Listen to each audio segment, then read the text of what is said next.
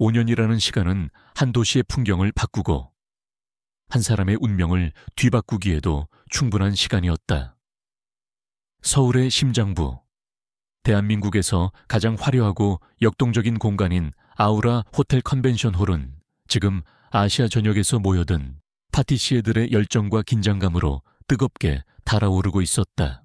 아우라 디저트 그랑프리, 아시아 최대의 호텔 식음료 기업인 아우라 그룹이 주최하는 총상금 5억 원이 걸린 명실상부 최고의 디저트 경연대회였다.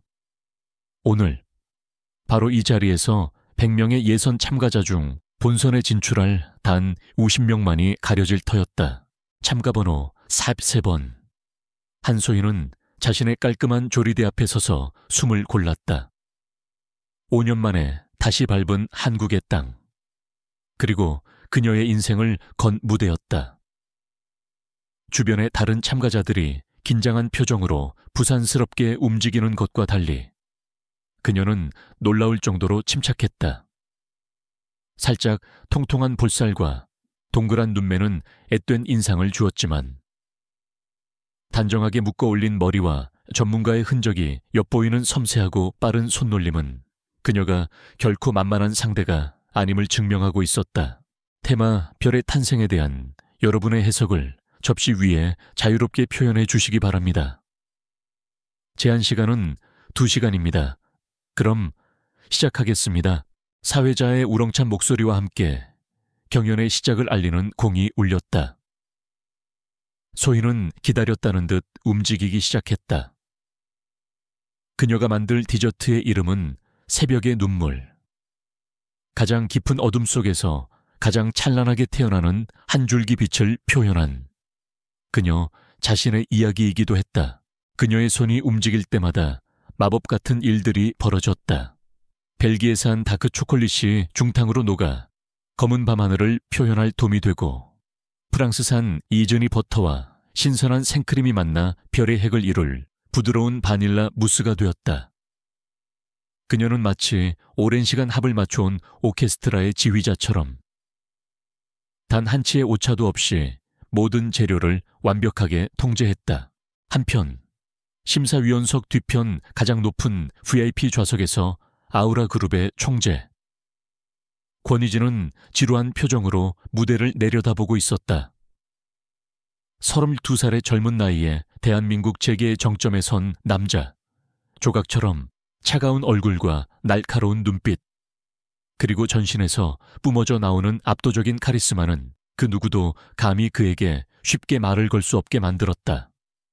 그에게 이 그랑프리는 회사의 명성을 높이기 위한 하나의 거대한 마케팅 쇼에 불과했다. 매년 반복되는 창의력이라고는 찾아볼 수 없는 비슷한 디저트들의 향연. 올해도 별다를 건 없군. 그가 옆에 선 수행비서에게 나지막이 말했다. 비서는 땀을 닦으며 대답했다. 하지만 총재님, 올해는 프랑스르 꼬르동 블루를 수석 졸업한 천재가 참가했다는 소문이 있습니다. 아주 기대가 큽니다. 권희진은 코웃음을 쳤다. 천재라는 말처럼 흔해 빠진 단어도 없었다. 그는 무대 위의 참가자들을 기계적으로 훑어보았다. 그때 대형 스크린에 한 참가자의 모습이 클로즈업 되었다. 참가번호 80번 한소희였다. 처음에는 그녀의 능숙한 손놀림에 시선이 갔다. 군더더기 없는 완벽한 동작. 하지만 곧 그의 시선은 그녀의 얼굴에 고정되었다. 어딘가 익숙했다. 집중할 때 살짝 깨무는 아래 십술의 버릇. 동그랗지만 강단이 느껴지는 눈매. 그의 머릿속.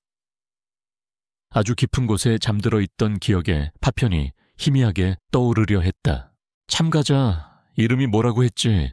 한소희입니다. 총재님, 이번 대회에서 가장 주목받는 다크호스 중 한 명입니다. 한소희. 그 이름이 그의 뇌리를 스치는 순간 기억의 안개가 조금 더 걷혔다. 그리고 카메라가 각도를 바꿔 그녀의 왼쪽 얼굴을 비추는 순간 그는 숨을 멈췄다.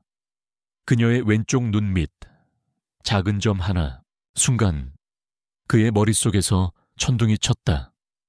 5년 전 지독하게 비가 쏟아지던 어느 여름밤, 할아버지의 강요로 억지로 나갔던 정략결혼 상대와의 약혼식 날이었다. 술에 취한 채 호텔 스위트룸으로 돌아왔을 때 어둠 속에 있던 한 여자, 낯선 향수 냄새, 겁에 질린 흐느낌, 그리고 빗소리. 다음 날 아침, 여자는 사라지고 없었다. 침대 시트에는 작은 핏자국과 함께 어둠 속에서 얼핏 보았던 눈 밑에 작은 점에 대한 잔상만이 그의 기억 속에 남아 있었다. 그는 미친 듯이 그 여자를 찾았지만 그녀는 흔적도 없이 사라진 후였다. 마치 신기루처럼 그날 밤의 소녀, 그가 지난 5년간 단 한순간도 잊지 못했던 그의 완벽한 인생의 유일한 오점으로 남았던 바로 그 여자. 총재님, 괜찮으십니까? 수행비서가 그의 창백한 안색을 살피며 물었다. 권위진은 대답 없이 스크린 속 한소희에게서 눈을 떼지 못했다. 심장이 거칠게 뛰었다. 5년 동안 그녀는 어디서 무얼 하고 있었던 것인가? 왜 이제 와서? 하필이면 자신의 무대 위에 나타난 것인가? 경연 종료 10분을 남기고 소희는 마침내 작품을 완성했다. 검고 영롱한 초콜릿 도미에 금가루가 은하수처럼 흩뿌려져 있었고 그 위에 이소말트로 만든 작은 별이 눈물처럼 맺혀 있었다. 심사위원에게 디저트를 서빙하는 순간 뜨거운 라즈베리 소스를 돔 위에 부었다. 초콜릿 돔이 녹아내리면서 그 안에 숨겨져 있던 하얀 바닐라 무스와 오색 과일들이 모습을 드러냈다. 마치 새로운 별이 탄생하는 순간처럼 환상적이고 아름다운 광경이었다. 와! 심사위원석과 관객석에서 동시에 탄성이 터져 나왔다. 맛을 본 심사위원들의 표정은 황홀함 그 자체였다. 단순한 디저트가 아니었다. 하나의 예술 작품이자 스토리가 있는 감동이었다. 결과는 보나마나 뻔했다. 권위진은 주먹을 꽉 쥐었다. 혼란스러운 머릿속과는 별개로 그는 냉정하게 상황을 판단했다. 그녀가 정말 그날 밤의 여자라면 그녀의 목적은 무엇인가? 돈 복수 아니면 다른 무언가. 경연이 끝나고 참가자들이 결과를 기다리는 동안 소희는 조용히 행사장에 마련된 임시 놀이방으로 향했다. 문을 열자 똑같이 생긴 두 아이가 달려와 그녀의 다리를 껴안았다. 이 엄마, 5살 배기 쌍둥이 한서준과 한서아였다. 서준아, 서아야, 얌전히 잘 있었어. 근데 이 형아, 자꾸 나한테 말 걸었어. 동생 서아가 오빠 서준을 가리키며 뾰로통하게 말했다. 오빠 서준은 엄마를 쏙 빼닮은 동그란 눈을 가졌지만 나이답지 않게 진지하고 과묵한 아이였다. 서준은 팔짱을 끼고 헛기침을 했다. 시끄러운 건 딱 질색이야. 그 모습은 놀라울 정도로 누군가를 닮아 있었다. 소희는 사랑스러운 눈으로 두 아이를 바라보았다. 이 아이들이야말로 그녀가 5년을 버티고 다시 일어설 수 있었던 이유였다. 그녀는 모든 것을 버리고 프랑스로 떠나 낯선 땅에서 홀로 두 아이를 낳고 길렀다. 낮에는 레스토랑 주방에서 허드레시를 하고 밤에는 제과 기술을 공부하며 피나는 노력을 했다. 그리고 마침내 자신의 이름 석자를 걸고 세상에 설 수 있는 실력을 갖추게 되었다. 그녀가 돌아온 이유는 복수나 돈 때문이 아니었다. 아이들에게 떳떳하고 자랑스러운 엄마가 되고 싶었을 뿐이었다. 잠시 후 예선 결과가 발표되었다. 프랑스 파리에서 온 한소희 참가자, 압도적인 점수로 본선에 진출합니다. 장내에 박수갈채가 쏟아졌다. 소희는 두 아이의 손을 꼭 잡고 담담하게 무대를 바라보았다. 그때 그녀는 자신을 뚫어질 듯 쳐다보는 한 남자의 시선을 느꼈다. VIP석의 권희진이었다. 두 사람의 시선이 수많은 인파를 넘어 허공에서 마주쳤다. 그는 그녀를 알아봤다. 그녀 역시 그를 잊었을 리 없었다. 5년 전의 하룻밤, 5년 후의 운명적인 재회, 그리고 그들 사이에 존재하는 세상이 모르는 두 개의 작은 비밀, 거대한 운명의 서막이 화려한 디저트처럼 달콤하고도 위험하게 막을 올리고 있었다. 예선전의 압도적인 우승은 한소희에게 본선 진출이라는 영광과 함께 원치 않는 스포트라이트를 안겨주었다. 다음 날 아침, 그녀는 대회 조직위원회로부터 호출을 받았다. 본선 1차전의 주제에 대한 설명회라는 명목이었다. 하지만 그녀가 안내받은 곳은 시끄러운 회의실이 아닌 아우라 호텔 최상층, 총재 집무실 바로 옆에 위치한 스카이라운지 미팅룸이었다. 거대한 통유리창 너머로 서울의 정형이 그림처럼 펼쳐져 있는 그곳에는 긴 테이블 끝에 단 한 사람, 권희진만이 앉아 있었다. 그는 어제와 마찬가지로 한치의 흐트러짐도 없는 모습으로 마치 왕좌에 앉은 젊은 왕처럼 그녀를 기다리고 있었다. 안지, 그의 낮은 목소리가 정적을 깨뜨렸다. 소희는 테이블 맞은편, 그와 가장 먼 자리에 조용히 앉았다. 어젯밤, 그녀는 권희진과의 재회를 수만 번 시뮬레이션했다. 그가 자신을 알아봤다는 것은 확실했다. 그가 무슨 말을 할까? 5년 전 그날 밤에 대해 물을까? 아니면 아이들에 대해 물을까? 그녀는 어떤 질문에도 담담하게 대처할 준비를 하고 왔다. 하지만 권희진의 입에서 나온 말은 그녀의 예상을 완전히 빗나갔다. 어제 선보인 당신의 디저트, 새벽의 눈물, 기술적으로는 훌륭했지만 철학이 빈곤해 차가운 비판이었다. 칭찬이나 질문이 아닌 날카로운 평가절하, 화려한 기교로 사람들의 눈을 현혹시키는 데는 성공했지만 그 안에 담긴 스토리는 너무 진부하고 감상적이야. 아우라 그룹이 추구하는 것은 그런 싸구려 감성이 아니야. 대중에게 팔릴 수 있는 압도적인 맛과 상업적인 가치지. 그는 의도적으로 그녀를 도발하고 있었다. 그녀의 평정심을 깨뜨리고 그 가면 뒤에 숨겨진 진짜 얼굴을 보고 싶어 했다. 혹시라도 그녀가 돈을 노리고 접근한 사기꾼이라면 이런 식의 전문적인 압박에 쉽게 무너질 것이라고 판단했다. 하지만 소희는 그의 도발에 넘어가지 않았다. 그녀는 희미한 미소를 지으며 차분하게 대답했다. 총재님의 말씀도 일리가 있습니다. 하지만 저는 디저트란 단순히 혀끝의 즐거움을 위한 것만은 아니라고 생각합니다. 때로는 한 사람의 인생을 위로하고 마음을 움직이는 힘을 가지고 있죠. 제가 추구하는 것은 입안에서 10초 만에 사라지는 맛이 아니라 먹는 사람의 가슴 속에 10년이 지나도 남을 수 있는 감동입니다. 그것이 제가 생각하는 디저트의 철학입니다. 그녀의 목소리는 부드러웠지만 그 안에는 강철 같은 단단함이 있었다. 권희진은 순간 할 말을 잃었다.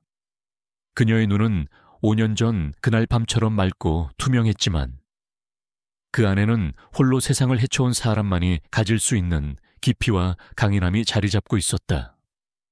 그의 마음속에서 그녀가 그저 하룻밤의 실수 상대가 아닐지도 모른다는 생각이 처음으로 싹 텄다. 흥미로운 철학이군. 그는 억지로 표정을 수습하며 말했다. 하지만 여기는 당신의 철학을 설파하는 자리가 아니야. 실력으로 증명해. 본선 무대에서 당신의 그 대단한 감동이 내 지갑을 열 수 있을지 똑똑히 지켜보지. 그는 자리에서 일어나며 대화의 끝을 알렸다. 본선 주제는 시간이다. 일주일 주지. 당신의 그 감성파리가 어디까지 통하는지 보겠어. 소희가 미팅룸을 나왔을 때 복도에서 한 중년의 남자와 마주쳤다. 기름진 포마드를 바른 머리, 비싼 양복을 입었지만 어딘지 모르게 천박한 인상을 주는 남자였다. 아우라 그룹의 전무이사 오영택이었다. 그는 권희진의 가장 강력한 라이벌이자 그룹 내 보수 세력의 중심 인물이었다. 이런 한소희 씨 아니십니까? 어제 정말 대단하시더군요. 오영택은 능글맞은 미소를 지으며 그녀에게 아는 체를 했다. 운이 좋았군요. 하지만 진짜 실력은 본선에서 드러나는 법이죠. 우리 총재님께서 워낙 눈이 높으셔서 어설픈 심파극에는 감동도 안 하실 텐데 기대하겠습니다. 그의 말 속에는 교묘한 경계심과 비아냥이 섞여 있었다. 그는 권희진이 특별히 관심을 보이는 모든 것을 자신의 적으로 간주하는 남자였다. 소희는 그에게 가볍게 목례만 하고 자리를 피했다. 또 다른 적의 등장을 직감하면서 그날 오후 소희는 쌍둥이와 함께 잠시 호텔 밖으로 나갈 준비를 하고 있었다. 본선 주제인 시간에 대한 영감을 얻기 위해 서울의 오래된 궁궐이라도 다녀올 생각이었다. 엄마, 빨리빨리, 서아야, 뛰지마, 넘어져. 서준이와 서아는 신이 나서 호텔 복도를 뛰어다녔다. 소희가 잠시 가방을 챙기는 사이 아이들은 먼저 엘리베이터 쪽으로 달려갔다. 바로 그때였다. 수행원들을 거느린 권희진이 복도 저편에서 걸어오고 있었다. 호기심 많은 서아가 반짝이는 바닥을 보며 뛰다가 그만 발이 꼬여 넘어지고 말았다. 손에 들고 있던 아이스크림이 바닥에 떨어졌다. 으앙, 서아의 울음이 터져 나오려는 순간 오빠 서준이가 동생의 앞을 막아섰다.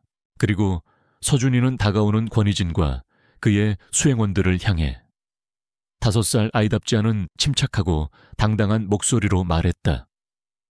괜찮습니다. 저희끼리 해결할 수 있습니다. 동생이 잠시 실수했을 뿐입니다. 권희진은 그 자리에 우뚝 멈춰 섰다. 그는 자신의 눈앞에 있는 작은 아이를 믿을 수 없다는 듯 바라보았다. 화가 난 듯 꾹 담은 입술, 팔짱을 낀 자세, 그리고 상대를 똑바로 꿰뚫어 보는 듯한 날카로운 눈빛. 그것은 거울 속에 자신을 보는 것 같았다. 그의 축소판이었다. 그는 자기도 모르게 아이 앞에 쪼그리고 앉았다. 괜찮니? 다치진 않았고. 서준이는 경계심을 풀지 않고 대답했다. 네, 저희 엄마가 곧 오실 겁니다. 그때 울음을 터뜨린 서아의 얼굴을 본 권희진의 심장이 쿵 하고 내려앉았다. 억울할 때 치켜 올라가는 눈썹과 고집스럽게 담은 인매. 그것 또한 자신의 어릴 적 모습과 판박이었다. 서준아, 서아야, 어디 있어? 저편에서 소희가 당황한 목소리로 달려왔다. 그녀는 자신의 아이들 앞에 쪼그리고 앉아있는 권희진을 보고 그 자리에 얼어붙었다. 최악의 시나리오였다. 경제님, 권희진은 천천히 자리에서 일어났다. 그는 아무 말도 하지 않았다. 그는 그저 서준이와 서아, 그리고 한소희의 얼굴을 번갈아 쳐다볼 뿐이었다. 그의 머릿속에서 수만 가지 생각들이 폭풍처럼 휘몰아쳤다. 우연일 수 없었다. 이토록 닮을 수는 없었다. 5년이라는 시간, 그리고 이 아이들, 당신, 그가 마침내 입을 열려던 순간 소희는 아이들의 손을 잡아채다시피 하며 그의 곁을 스쳐 지나갔다. 죄송합니다. 아이들이 실례를 했습니다. 그녀는 도망치듯이 아이들을 데리고 엘리베이터에 탔다. 닫히는 문틈으로 망연자실한 표정으로 그 자리에 서 있는 권희진의 모습이 보였다. 소희의 심장은 미친 듯이 뛰었다. 들켜버렸다. 아니, 들킨 것은 아니지만 강한 의심을 심어주고 말았다. 홀로 남겨진 권희진은 한참 동안 그 자리에 서 있었다. 수행원들은 감히 그에게 말을 걸지 못했다. 그의 머릿속은 설마라는 단어와 역시라는 단어가 격렬하게 충돌하고 있었다. 그는 마침내 몸을 돌려 자신의 집무실로 향했다. 그리고 문을 닫자마자 수행비서에게 전화를 걸었다. 그의 목소리는 강철처럼 차갑고 단호했다. 김 비서, 한소희 씨에 대해 다시 알아봐. 네, 하지만 이미 다시. 이번에는 프랑스에서의 5년이 아니다. 그녀가 태어났을 때부터 지금까지. 그녀의 인생 전체를 샅샅이 뒤져. 가족관계, 친구, 병원 기록, 출입국 기록, 사소한 것 하나도 놓치지 마. 특히 5년 전, 그날 이후 1년 동안의 모든 기록을. 권희진은 전화를 끊고 통유리창 앞에 섰다. 서울의 화려한 풍경이 발 아래 펼쳐져 있었지만 그의 눈에는 아무것도 들어오지 않았다. 그의 머릿속은 온통 자신을 닮은 두 아이의 얼굴로 가득 차 있었다. 만약에 자신의 상상이 사실이라면 그날 밤의 실수가, 단 하룻밤의 일탈이 자신의 인생을 송두리째 바꿔놓았을지도 모른다는 엄청난 예감. 그는 진실을 알아내야만 했다. 어떤 대가를 치르더라도. 권희진의 사무실은 그 어느 때보다 차가운 침묵에 잠겨 있었다. 그는 거대한 통유리창 앞에 서서 마치 제왕처럼 발 아래 도시를 내려다보고 있었지만 그의 시선은 아무것도 담고 있지 않았다. 그의 온 신경은 단 한 사람, 한소희에게로 향해 있었다. 자신을 똑 닮은 쌍둥이와 마주친 그 순간부터 그의 머릿속은 지독한 혼란에 휩싸였다. 이성적으로는 부정하려 애썼다. 세상에 닮은 사람은 얼마든지 있을 수 있다고. 모든 것은 우연의 일치일 뿐이라고. 하지만 그의 심장, 그의 본능이 격렬하게 외치고 있었다. 저 아이들은 내 아이다. 수행비서 김민석은 그런 총재의 모습을 불안하게 지켜볼 뿐이었다. 5년 전, 그날 밤의 사건 이후 처음이었다. 권희진이 이토록 무언가에 집착하고 흔들리는 모습은 김 비서는 총재의 명령에 따라 국내 최고의 정보 에이전시를 동원해 한소희의 과거를 파헤치고 있었다. 하지만 프랑스에서의 5년은 베일에 쌓여 있었다. 그녀는 마치 유령처럼 살았던 듯 이렇다 할 기록을 남기지 않았다. 아직인가? 권희진의 낮은 목소리에 김 비서는 화들짝 놀라며 고개를 숙였다. 죄송합니다. 총재님, 프랑스 쪽 기록을 확인하는데 시간이 좀 걸리고 있습니다. 최대한 서두르겠습니다. 권희진은 대답 없이 손에 든 와인잔을 세게 움켜쥐었다. 기다리는 것. 그것은 그가 가장 싫어하는 일이었다. 같은 시각, 한소희는 아우라 호텔에 마련된 개인 조리실에서 본선 1차전 준비에 몰두하고 있었다. 주제는 시간, 막연하고 철학적인 주제였지만 오히려 그녀에게는 최고의 무대였다. 그녀는 지난 5년이라는 시간을 온몸으로 겪어냈기 때문이었다. 그녀는 눈을 감고 자신의 시간을 되돌아보았다.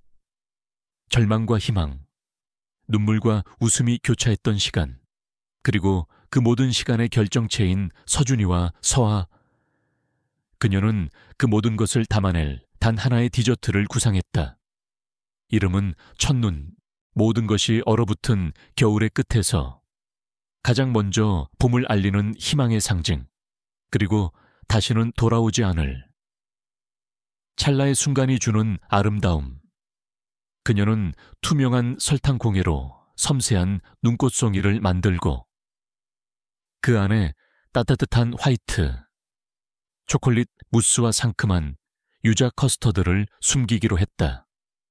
차가움과 따뜻함, 과거의 기억과 미래의 희망이 한 접시 안에서 공존하는 그런 디저트였다.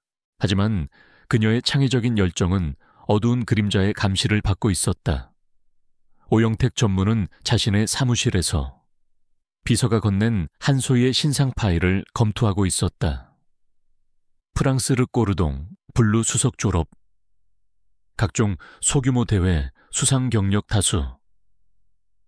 5년 전 한국에서의 기록은 평범한 대학생, 특이사항 없음, 별것 아닌 계집애로군. 오영택은 비웃음을 흘렸다. 하지만 그가 경계하는 것은 한소희의 실력이 아니었다. 권희진의 관심이었다. 권희진이 그녀에게 흥미를 보인다는 것 자체가 그에게는 위협이었다. 그는 이번 그랑프리를 이용해 자신의 입지를 다지고 더 나아가 권희진을 끌어내릴 계획을 세우고 있었다. 한소희는 그 계획에 방해가 되는 돌부리였다. 그는 그 돌부리를 조용히 치워버리기로 결심했다. 그는 대회 운영팀에 있는 자신의 신복을 통해 참가자들에게 배정된 보조 요리사 중 한 명을 매수했다. 돈이 급했던 젊은 보조 요리사는 오영택의 제안을 쉽게 받아들였다. 임무는 한소희의 레시피를 훔쳐내는 것이었다. 다음 날부터 소희의 조리실에는 미묘한 변화가 생겼다. 새로 배정된 보조 요리사는 지나치게 친절했고 그녀의 작업 과정을 너무나도 유심히 지켜보았다. 그녀가 잠시 자리를 비운 사이 레시피 노트를 훔쳐보려 하거나 그녀가 개발한 특제 시럽의 샘플을 몰래 챙기려는 듯한 움직임도 포착되었다. 5년간 홀로 아이들을 키우며 세상의 험난함을 온몸으로 겪은 소희는 그런 기척에 둔감하지 않았다. 그녀는 단번에 누군가 자신을 함정에 빠뜨리려 한다는 것을 눈치챘다. 하지만 그녀는 화를 내거나 그를 추궁하지 않았다. 오히려 그 함정을 역이용하기로 마음먹었다. 그날 저녁 소희는 일부러 가짜 레시피가 적힌 노트를 조리대 위에 펼쳐놓고 자리를 비웠다. 그 레시피는 첫눈과 외형은 비슷했지만 결정적인 부분에서 재료 배합이 완전히 다른 실패할 수밖에 없는 레시피였다. 특히 화이트 초콜릿 무스에 소량의 식초를 섞도록 되어 있었다. 식초의 산성은 초콜릿의 유분과 만나면 전체적인 질감을 뻣뻣하게 만들고 미묘한 악취를 풍기게 하는 파티시에로서는 상상도 할 수 없는 조합이었다. 보조 요리사는 덫에 걸려들었다. 그는 재빨리 노트를 휴대폰으로 촬영해 오영택에게 전송했다. 오영택은 한소희의 비밀 레시피를 손에 넣었다며 회심의 미소를 지었다. 그는 자신이 후원하는 다른 참가자에게 이 레시피를 건네며 본선 당일 한소희보다 먼저 똑같은 디저트를 선보이라고 지시했다. 표절 시비를 일으켜 그녀를 사회적으로 매장시킬 계획이었다. 본선 경연을 이틀 앞둔 날 오후였다. 권희진은 보고서에 집중하려 애썼지만 결국 참지 못하고 자리에서 일어났다. 그는 참가자 격려라는 핑계를 대고 경연이 준비되고 있는 키친으로 향했다. 그의 진짜 목적은 한소희를 보는 것이었다. 그가 키친에 도착했을 때 소희는 막바지 연습에 한창이었다. 그녀는 뜨거운 설탕물을 입으로 불어 투명한 눈꽃송이를 만드는 고도의 기술을 선보이고 있었다. 숨막히는 정적 속에서 그녀의 섬세한 숨결에 따라 액체 상태의 설탕이 영롱한 예술 작품으로 변해가고 있었다. 그녀의 입에는 땀방울이 맺혀 있었지만 그 모습은 성스러운 의식을 치르는 사제처럼 경건하고 아름다웠다. 권희진은 자신도 모르게 그녀의 모습에 빠져들었다.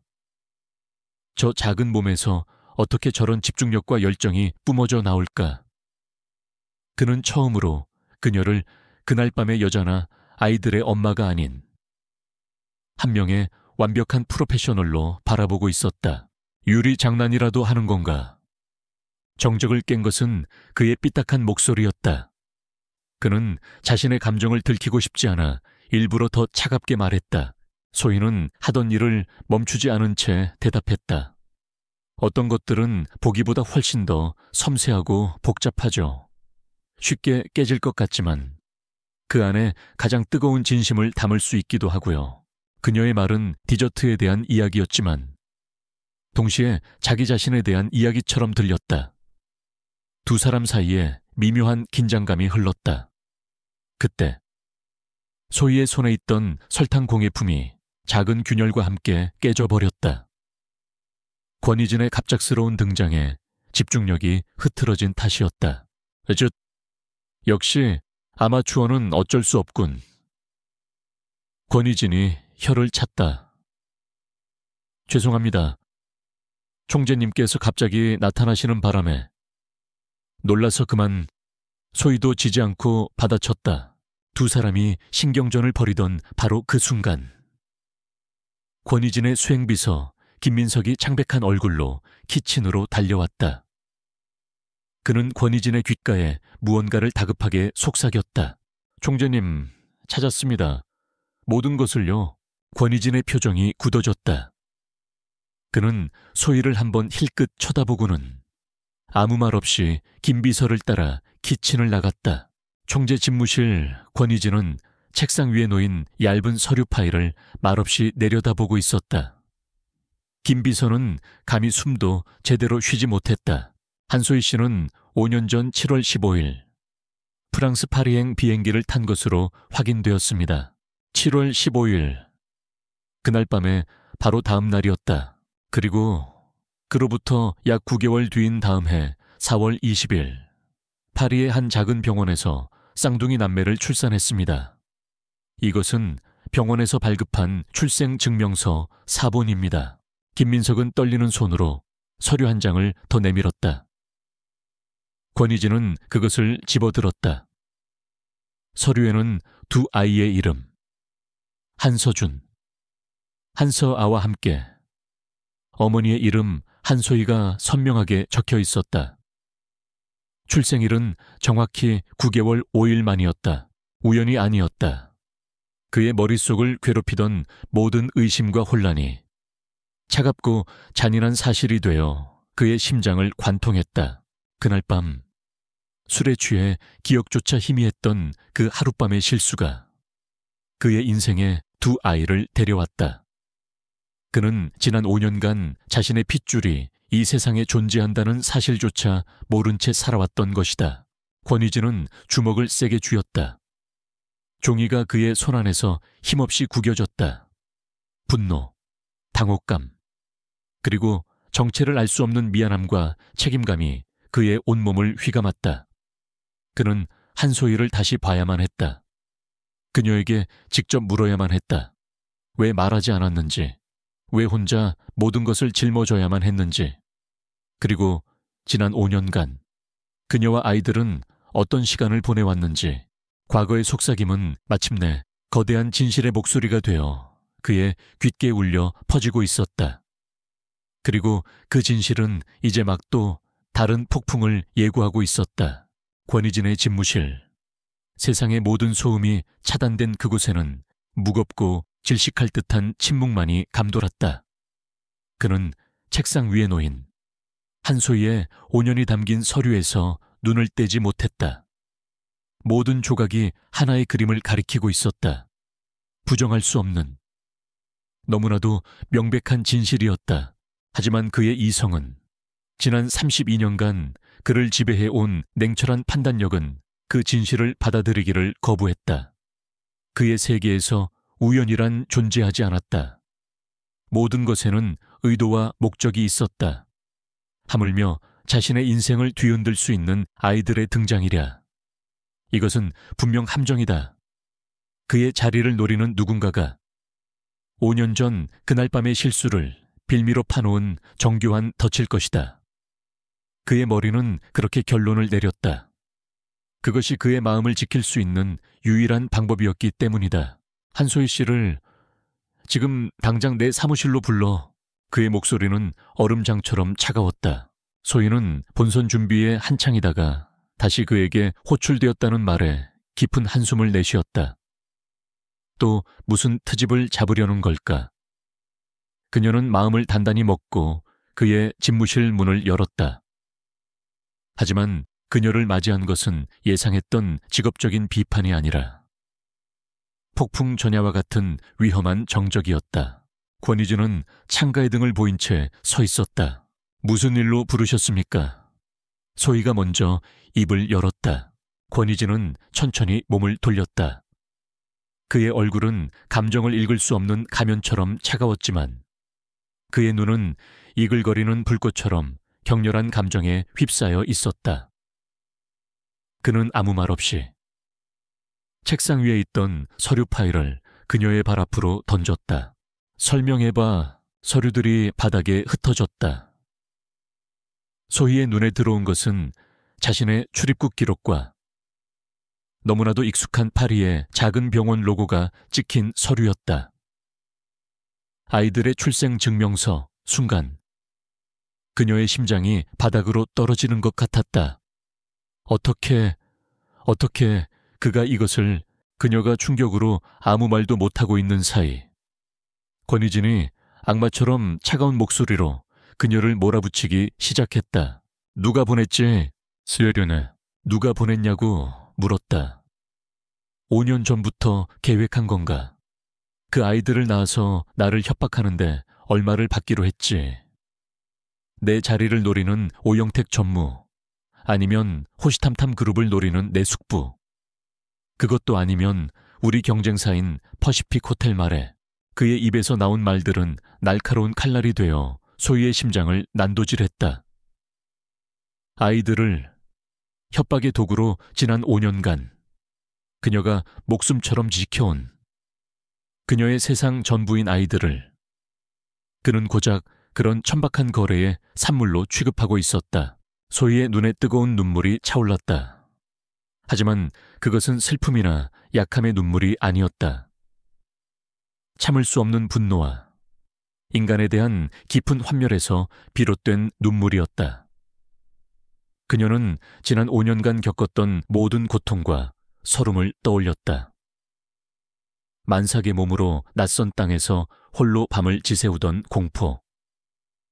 아이들이 아플 때 기댈 곳 하나 없어 발을 동동 구르던 절망.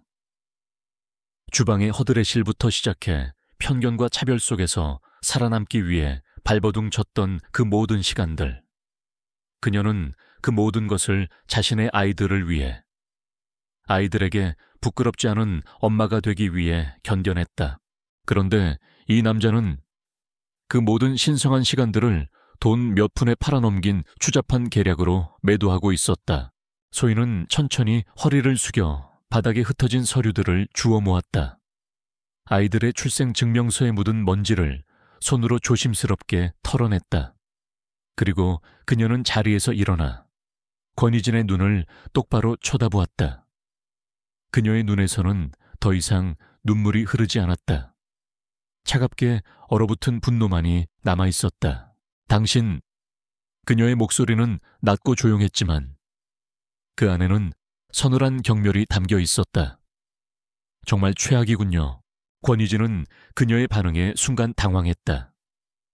그는 그녀가 울며 변명하거나 혹은 돈을 요구하며 본색을 드러낼 것이라고 예상했다.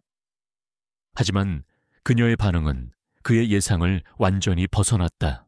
당신이 무슨 상상을 하든 상관없습니다. 당신 같은 사람이 내 인생에 대해, 내 아이들에 대해 멋대로 상상하고 짓거릴 자격은 없으니까요. 하지만 이것 하나만은 알아두세요. 그녀는 한 걸음 그에게 다가섰다. 그녀의 작은 몸에서 뿜어져 나오는 기세에 오히려 권희진이 무의식적으로 뒷걸음질 쳤다. 내 아이들을 모욕하는 건 용서하지 않아. 당신이 이 세상의 왕이라도 내 아이들에게 상처를 줄 권리는 없어. 그녀의 단호한 선언에 권희진은 할 말을 잃었다. 그는 처음으로 자신의 공격이 빗나갔다는 것을 깨달았다.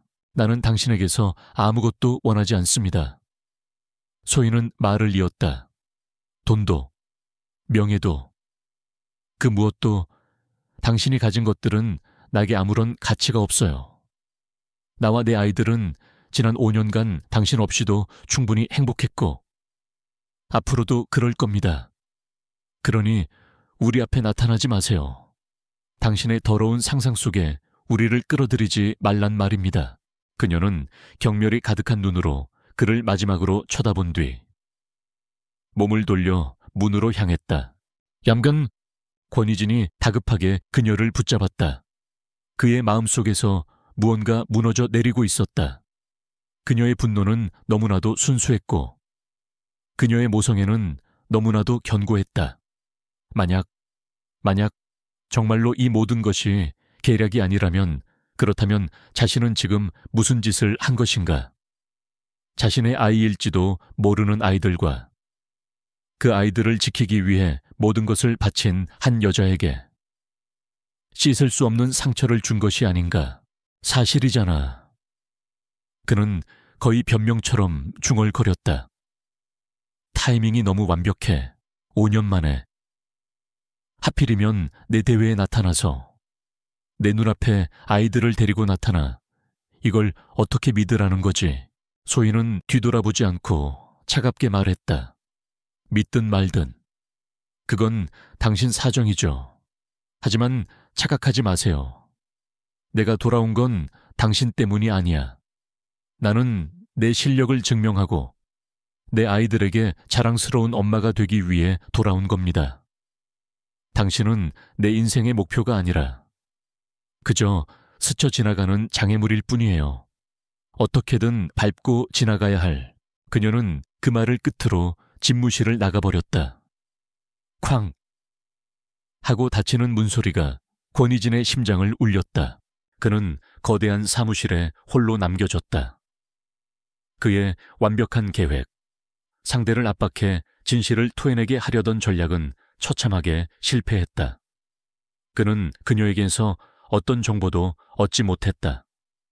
오히려 그는 자신의 비열함과 잔인함만을 드러냈을 뿐이었다. 그는 힘없이 의자에 주저앉았다. 바닥에는 소희가 놓고 간 서류 뭉치가 흩어져 있었다. 그는 떨리는 손으로 아이들의 출생 증명서를 다시 집어들었다. 한서준, 한서아. 그는 그 이름들을 소리내어 중얼거려 보았다. 혀끝에 낯선 아픔이 감돌았다. 그녀의 말이 그의 뇌리를 떠나지 않았다. 내 아이들을 모욕하는 건 용서하지 않아. 돈을 요구하는 여자였다면 차라리 상대하기 쉬웠을 것이다. 하지만 그녀는 돈이 아니라 아이들의 명예를 걸고 싸웠다. 그것은 그 어떤 협상가나 전략객에서도 볼 수 없었던 가장 강력하고 순수한 방어였다. 권희진은 처음으로 자신의 판단이 틀렸을 수도 있다는 끔찍한 가능성과 마주해야 했다. 그의 오만함이 만들어낸 성벽에 한 여자의 눈물이 만들어낸 균열이 생기기 시작했다. 권희진의 집무실에서 나온 한소희는 텅 빈 복도를 걸으며 간신히 버티고 있던 다리의 힘이 풀리는 것을 느꼈다. 분노가 지나간 자리에 깊은 슬픔과 억울함이 파도처럼 밀려왔다. 그녀는 비상계단에 주저앉아 얼굴을 감쌌다. 눈물이 터져 나왔지만 소리내어 울지는 않았다. 지난 5년간 그녀는 소리 없이 우는 법에 익숙해져 있었다. 그가 어떻게 감히 자신의 아이들을, 자신의 목숨과도 같은 존재들을 그런 식으로 모욕할 수 있을까? 차라리 5년 전 그날 밤에 대해 원망을 퍼붓는 편이 나았다. 하지만 그는 그녀의 모성 자체를 더러운 거래로 취급했다. 그것은 그녀의 영혼에 대한 살인행위나 다름없었다. 한참을 그렇게 앉아있던 그녀는 흐르는 눈물을 손등으로 닦아냈다. 그리고 자리에서 일어났다. 주저앉아 있을 시간이 없었다. 그녀는 엄마였다. 그녀가 무너지면 그녀의 우주인 서준이와 서아가 무너진다. 그녀는 이겨내야만 했다. 그를 위해서가 아니라 자신의 아이들을 위해서. 그녀는 이 경연에서 반드시 우승해서 누구의 도움도 없이 오직 자신의 힘으로 아이들에게 안정된 미래를 선물해 주어야만 했다. 권희진이라는 남자가 감히 넘볼 수 없는 그들만의 행복한 성을 쌓아야 했다. 다시 조리실로 돌아온 그녀는 이전보다 더욱 맹렬하게 디저트 연구에 몰두했다. 첫눈은 이제 단순한 디저트가 아니었다. 그것은 세상의 모든 오해와 편견에 맞서는 그녀의 선전포고이자 그녀 자신과 아이들을 위한 찬란한 희망의 증거가 되어야만 했다. 하지만 그녀를 노리는 어두운 그림자는 그녀가 다시 일어서는 것을 용납하지 않았다. 본선 경연을 하루 앞둔 날, 인터넷 연예 매체 한 곳에서 자극적인 제목의 기사가 터져 나왔다. 단독 입수 아우라, 그랑프리 유력 우승 후보 한소희. 표절 의혹, 원작자와 레시피 정역 비교. 기사의 내용은 충격적이었다. 오영택 전무가 후원하는 또 다른 참가자인 유하늘이 한소희의 첫눈과 거의 흡사한 디자인의 디저트를 먼저 개발했으며 한소희가 그녀의 아이디어를 훔쳤다는 내용이었다. 기사에는 증거라며 한소희가 일부러 흘렸던 가짜 레시피가 첨부되어 있었다. 디저트에 대해 잘 모르는 대중들이 보기에는 그럴듯한 주장이었다. 기사는 삽시간에 온라인 커뮤니티와 SNS를 통해 퍼져나갔다.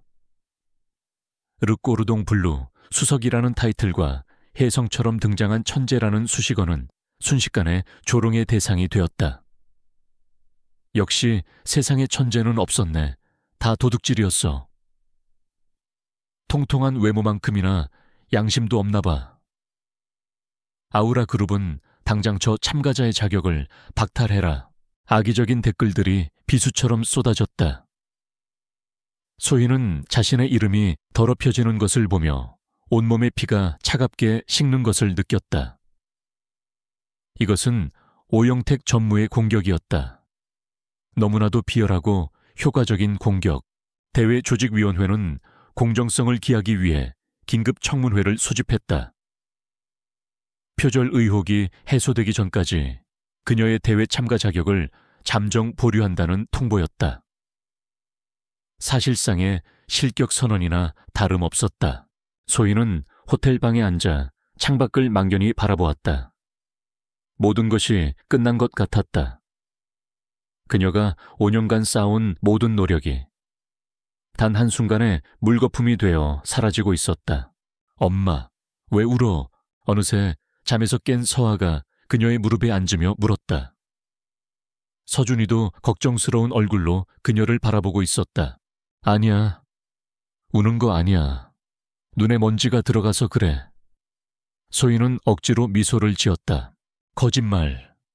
나쁜 사람들이 엄마 욕해서 그래. 내가 인터넷에서 봤어.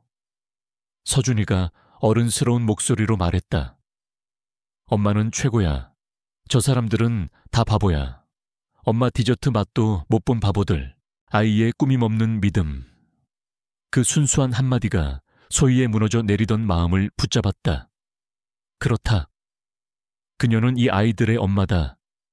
세상 모든 사람이 그녀에게 등을 돌려도 이 두 아이에게만큼은 그녀는 세상의 전부였다. 그녀는 이대로 무너질 수 없었다. 소희는 아이들을 끌어안았다. 그리고 결심했다. 피하지 않겠다. 정면으로 부딪혀서 자신의 결백을 증명해 보이겠다. 그녀는 조직위원회에 연락했다. 청문회 참석하겠습니다. 대신 조건이 있습니다. 언론의 모든 과정을 공개해 주십시오. 저를 심판하려면 모든 사람 앞에서 공정하게 해 주시기 바랍니다. 그녀의 당당한 요구에 조직위원회는 당황했지만 여론을 의식해 거절할 수 없었다. 한편 권희진은 자신의 사무실에서 이 모든 상황을 보고받고 있었다. 그의 앞에는 수행비서 김민석이 제출한 또 다른 보고서가 놓여 있었다. 오영택 전무가 매수한 보조요리사의 뒷조사 결과와 그가 유한을 측에 전달한 가짜 레시피에 대한 분석 보고서였다. 레시피에 소량의 식초를 넣도록 되어 있습니다. 전문가라면 절대 하지 않을 실수입니다. 이것은 명백한 함정입니다. 총재님, 권희진은 입술을 깨물었다. 역시 오영택의 비열한 수작이었다. 그리고 한소희는 그 수작을 미리 예측하고 역으로 함정을 파놓은 것이었다. 놀라운 여자였다. 그는 자신이 그녀를 완전히 잘못 판단했다는 것을 다시 한번 깨달았다. 그는 그녀를 돈에 눈이 먼 여자로, 아이들을 이용하는 여자로 모욕했다. 하지만 그녀는 지금 자신의 명예를 걸고 거대한 권력과 맞서 싸우려 하고 있었다. 그의 마음속에서 딜레마가 시작되었다.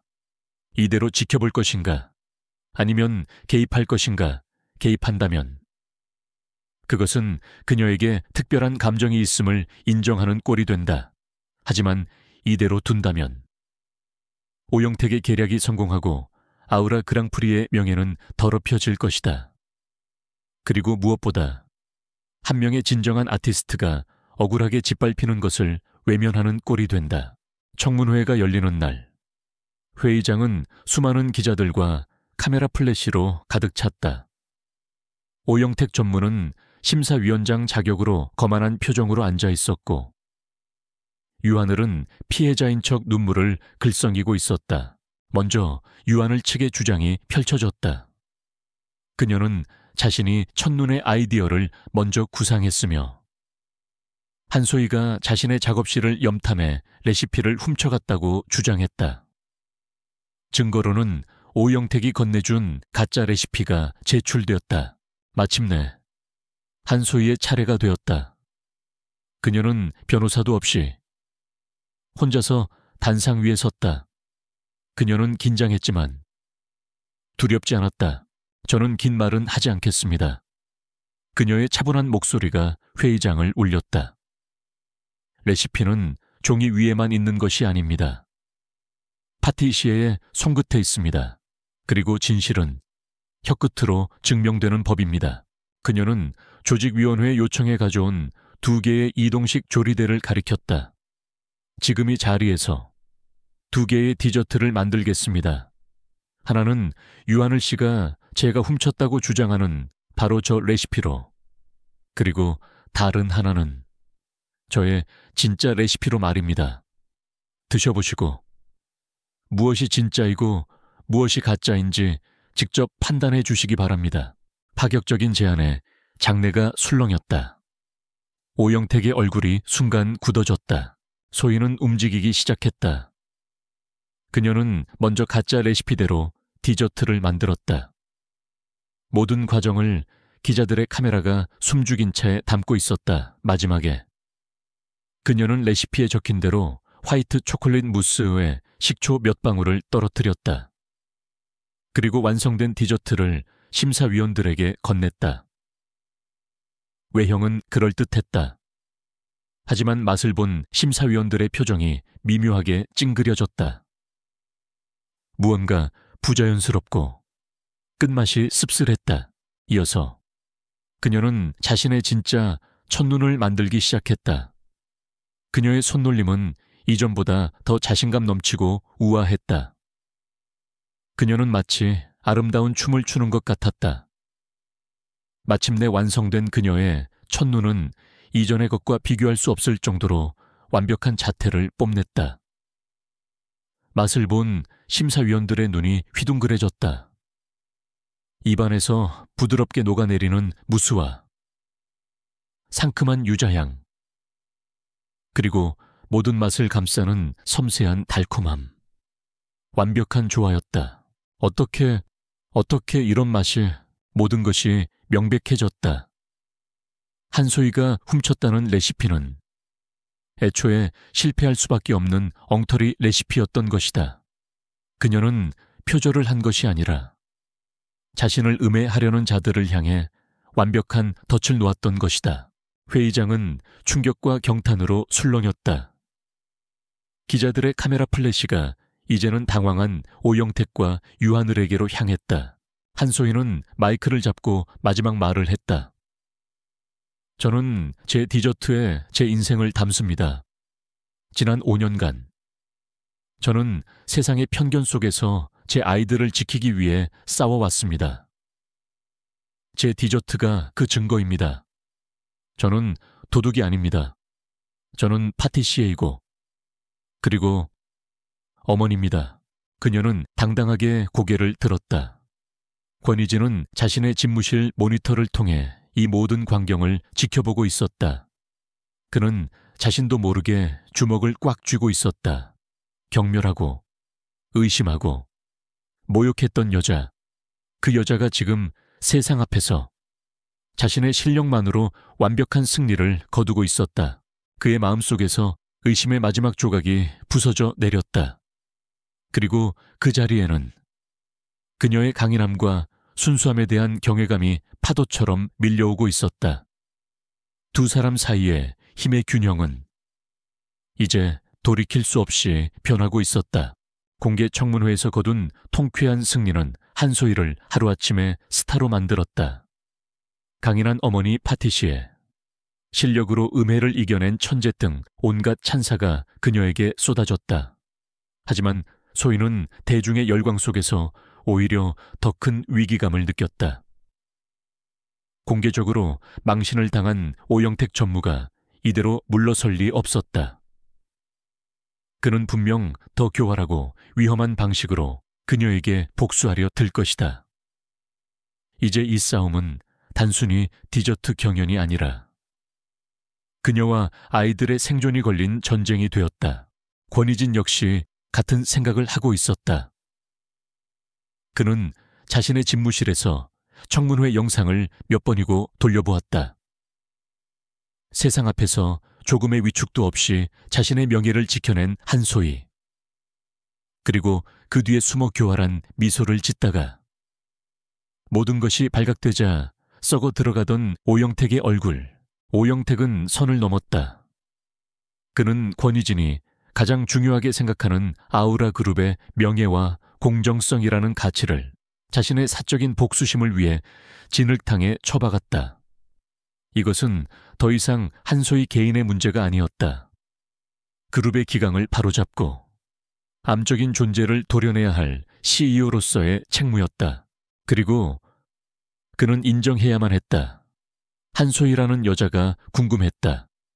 그녀의 강인함의 근원이 무엇인지, 그녀가 지난 5년간 어떤 삶을 살아왔는지, 그리고 왜 그토록 자신을 밀어내려고만 하는지 그는 알아야만 했다. 그는 결단을 내렸다. 오영택을 제거한다.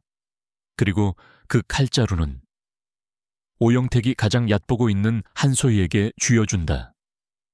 이것은 철저한 비즈니스적 판단이라고 그는 스스로에게 되뇌었다. 하지만 그 차가운 계산 아래 그녀를 향한 뜨거운 감정이 싹트고 있음을 그는 애써 외면했다. 다음 날 오후 소희는 수행비서 김민석으로부터 비밀스러운 연락을 받았다. 호텔 근처의 한적한 공원에서 만나자는 것이었다. 의심스러웠지만 거절할 수는 없었다. 공원 벤치에 앉아있는 소희에게 다가온 김민석은 정중하게 허리를 숙이며 아무런 로고도 없는 서류 봉투 하나를 내밀었다. 총재님께서 보내셨습니다. 소희는 경계심 가득한 눈으로 봉투를 바라보았다. 이게 뭐죠? 오해는 마십시오. 한소희 씨, 이것은 비즈니스입니다. 총재님께서는 공동의 적을 상대하는 것뿐이라고 하셨습니다. 김민석은 그 말만 남기고 사라졌다. 소희는 한참을 망설이다 봉투를 열었다. 그 안에는 다음 본선 경연의 심사위원 명단과 함께 그들의 상세한 개인 정보 파일이 들어있었다. 그리고 그녀의 눈은 한 명의 프로필에 고정되었다. 프랑스 요리계의 거장으로 알려진 피에르 장, 심사위원. 파일에는 그가 최근 거액의 도박빚을 졌으며 며칠 전 오영택 전무와 연관된 유령 회사로부터 그 빚 전액을 투자금 명목으로 받았다는 은행 거래 내역 사본이 첨부되어 있었다. 오영택이 심사위원을 매수했다. 소희는 온몸에 소름이 돋는 것을 느꼈다. 실력으로 안 되니 이제는 심사 결과를 조작해서라도 자신을 떨어뜨리려는 속셈이었다. 이것은 권희진이 내미는 손길인가? 아니면 또 다른 함정인가? 소희는 혼란스러웠다. 그에게 모욕을 당한 지 며칠도 차에 지나지 않았다. 그런 그가 갑자기 자신을 돕는다는 것을 믿을 수 없었다. 어쩌면 이것은 자신을 시험하기 위한 더 깊은 함정일지도 모른다. 그녀는 며칠 밤낮으로 고민했다. 그리고 결론을 내렸다. 권희진을 믿지는 않지만 이 정보는 이용한다. 단, 그의 방식이 아닌 나 자신의 방식으로. 그녀는 이 사실을 조직위원회 익명으로 제보하는 대신 심사위원 피에르 장이 스스로 자신의 죄를 고백하게 만들 함정을 파기로 결심했다. 본선 1차전 주제 시간의 경연 당일 소희는 자신의 디저트 첫눈을 완벽하게 재현해냈다. 하지만 그녀는 한 가지 장치를 더했다. 그녀는 디저트를 서빙하기 직전 심사위원들이 보는 앞에서 디저트 위에 식용 금가루를 섬세하게 뿌렸다. 그리고 피에르장 심사위원에게 디저트를 건네며 프랑스어로 나지막이 말했다. 셰프님, 이 디저트는 제가 5년 전 파리의 작은 레스토랑 주방에서 처음 구상했던 것입니다. 그때 저는 돈이 없어 이 금가루를 뿌릴 수 없었죠. 하지만 꿈을 잃지 않았습니다. 시간은 성실한 사람에게는 반드시 정당한 대가를 돌려준다고 믿습니다. 셰프님처럼 위대한 분이라면 이 디저트에 담긴 저의 시간을 공정하게 평가해 주실 거라 믿습니다. 그녀의 말은 표면적으로는 존경의 표현이었지만 그 안에는 날카로운 경고가 담겨 있었다. 나는 당신의 과거를 알고 있다. 그리고 나의 시간과 노력을 헛되게 만들지 말라. 피에르 장의 얼굴이 순간 하얗게 질렸다. 그는 소희의 맑은 눈을 보며 그녀가 모든 것을 알고 있음을 직감했다. 그는 떨리는 손으로 디저트를 맛보았다. 맛은 완벽했다. 양심의 가책과 모든 것이 발각될지도 모른다는 공포가 그의 온몸을 덮쳐왔다. 결과는 소희의 압도적인 1위였다. 피에르 장은 그녀에게 최고점을 주었고 시간의 흐름 속에서 희망을 잃지 않은 한 젊은 아티스트의 영혼이 느껴지는 완벽한 디저트라는 극찬을 남겼다. 오영택의 계획은 또다시 수포로 돌아갔다. 그날 밤 권희진은 자신의 집무실로 소희를 다시 불렀다. 이번에는 그의 태도가 미묘하게 달라져 있었다. 내 자료가 도움이 좀 됐나? 총재님의 도움이 없었어도 저는 제 실력으로 증명했을 겁니다. 소희는 여전히 경계심을 풀지 않았다. 왜 저를 도우시는 거죠? 며칠 전만 해도 저를 돈에 눈이 먼 사기꾼 취급하지 않으셨나요? 그녀의 직설적인 질문에 권희진은 잠시 말을 잃었다. 그는 창가로 다가가 밖을 보며 말했다. 나는 오영택 전무를 제거할 생각이다. 그는 그룹의 암적인 존재야. 그리고 당신은 그를 제거할 최고의 칼이 될 수 있지. 저는 누구의 칼이 될 생각 없습니다. 알아? 권희진은 몸을 돌려 그녀를 마주보았다. 당신은 그런 여자지. 그래서 더더욱 당신이 필요해. 나는 당신에게 정보를 제공하고 당신은 당신의 방식으로 싸워. 이건 거래야. 당신의 명예를 지키고 나는 내 회사를 지키는 어떤가 그의 제안은 거부할 수 없을 만큼 매력적이었다. 소희는 오영택이라는 거대한 적과 혼자 싸우는 것이 얼마나 힘든 일인지 잘 알고 있었다. 권희진의 정보력과 영향력은 그녀에게 가장 강력한 무기가 될 수 있었다. 총재님을 믿어야 할 이유를 아직 찾지 못했습니다. 소희가 말했다. 하지만 공동의 적이라는 말은 흥미롭군요. 좋아요. 거래하죠. 단. 저는 총재님의 꼭두각시가 아닙니다. 모든 판단과 실행은 제가 알아서 합니다. 그걸 원했다. 그렇게 두 사람의 위험하고 아슬아슬한 동맹이 시작되었다. 서로를 믿지 못하지만 같은 적을 향해 칼을 겨눠야 하는 운명.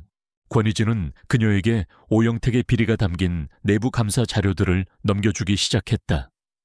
유령 회사를 통한 자금 세탁, 납품업체와의 부당 거래, 그리고 5년 전 그룹의 중요한 신제품 레시피가 경쟁사로 유출된 사건의 배후에 그가 있었다는 정황 증거까지 소희는 자료를 분석하며 경악했다.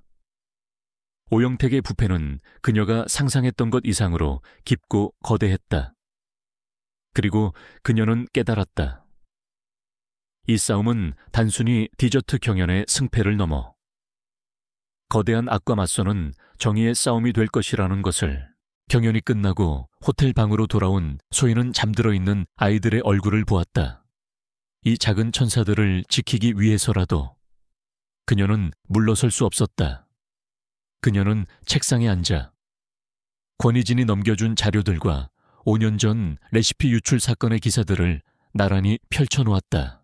그녀의 머릿속에서 흩어져 있던 모든 조각들이 하나의 거대한 그림으로 맞춰지기 시작했다. 같은 시각, 권희진은 자신의 책상 서랍에서 아이들의 출생 증명서를 다시 꺼내보았다. 그의 가슴 속에서 복잡한 감정들이 소용돌이쳤다. 그는 이 싸움에서 이겨야만 했다. 회사를 위해서. 그리고 어쩌면 잃어버린 5년의 시간을 되찾고 아버지라는 이름으로 아이들 앞에 당당히 서기 위해서. 예상치 못한 동맹은 그렇게 시작되었다. 각자의 목표를 위해 손을 잡았지만 그들의 운명은 이미 보이지 않는 끈으로 깊숙이 얽혀 들어가고 있었다. 권희진과의 불안한 동맹은 한소희의 일상에 또 다른 긴장감을 불어넣었다. 그녀는 낮에는 다음 경연 준비에 몰두했고 밤에는 권희진이 비밀리에 보내오는 오영택 관련 자료들을 분석하며 그의 약점을 파고들었다. 두 사람은 서로를 향한 개인적인 감정은 철저히 배제한 채 공동의 적을 무너뜨린다는 하나의 목표를 향해 움직이는 전략적 파트너가 되었다. 자료를 파고들수록 오영택의 부패는 상상을 초월했다. 하지만 소희의 마음을 사로잡은 것은 그의 횡령 액수가 아니었다. 5년 전 아우라 그룹의 야심작이었던 시그니처 케이크의 레시피가 경쟁사로 유출되어 막대한 피해를 입었던 사건. 권희진이 막 총재직에 오르자마자 터진 이 사건은 그의 리더십에 큰 타격을 주었다. 권희진이 보내온 자료들은 그 사건의 배후에 오영택이 있었음을 강력하게 시사하고 있었다. 소희는 사건 보고서를 읽다가 손가락을 멈췄다. 사건이 터진 날짜. 5년 전 7월 14일 권희진의 약혼 파티가 열렸던 바로 그날이었다. 그녀의 인생이 송두리째 뒤바뀌었던 운명의 그날 밤. 단순한 우연의 일치일까? 그녀의 머릿속에서 불길한 예감이 피어올랐다. 그녀는 5년간 애써 묻어두었던 그날 밤의 기억을 필사적으로 되살리기 시작했다. 수치심과 고통 때문에 조각나 있던 기억의 파편들을 하나씩 맞추어 나갔다. 그녀는 당시 호텔 연회장에서 케이터링 아르바이트를 하고 있었다. 유난히 친절했던 한 남자 직원이 건네주었던 샴페인. 평소와 달리 유독 쓰고 마신 뒤에 머리가 몽롱해졌던 기억. 그리고 정신을 차렸을 때 그녀는 낯선 호텔 스위트룸의 침대 위에서 혼자 깨어났다. 방 안에는 짙은 난초 향기가 가득했다. 그녀는 그날 밤의 기억들을 정리해 권희진에게 메시지를 보냈다. 더 이상 감정적으로 피할 문제가 아니었다. 이것은 오영택의 범죄를 증명할 또 다른 단서가 될 수 있었다. 늦은 밤, 권희진에게서 전화가 걸려왔다. 그의 목소리는 그 어느 때보다 무겁게 가라앉아 있었다. 한소희 씨. 네. 그날 밤 당신에게 샴페인을 건넸던 남자 직원을 찾았소. 소희는 숨을 죽였다. 그는 호텔 정식 직원이 아니었어. 그날 하루만 고용된 임시 아르바이트생이었지. 그리고 그의 계좌로 오영택 전무가 관리하는 유령 회사 중 한 곳에서 거액의 현금이 입금된 기록을 발견했소. 권희진의 말은 차가운 비수가 되어 소희의 심장에 박혔다. 우연이 아니었다. 모든 것은 계획된 것이었다. 그리고 권희진의 목소리가 더욱 낮아졌다. 당신이 말한 그 난초, 카틀레아라는 품종인데 우리나라에서는 구하기가 아주 어려운 희귀종이지. 오영택 전무가 가장 좋아하는 꽃이기도 하고 그의 사무실에는 언제나 그 난초가 놓여 있어 소희는 전화기를 쥔 손이 차갑게 식는 것을 느꼈다. 흩어져 있던 모든 조각들이 하나의 끔찍한 그림으로 완성되고 있었다. 오영택은 5년 전 갓 총재가 된 권희진을 끌어내리기 위해 계략을 꾸몄던 것이다. 그는 권희진의 약혼 파티날 순진한 아르바이트생이었던 자신을 약에 취하게 만들어 그의 침실에 밀어 넣었다. 그리고 다음 날 아침 기자들을 터뜨려 젊은 재벌 총수의 문란한 사생활이라는 스캔들을 만들어 그를 매장시키려 했던 것이다. 하지만 계획은 실패했지.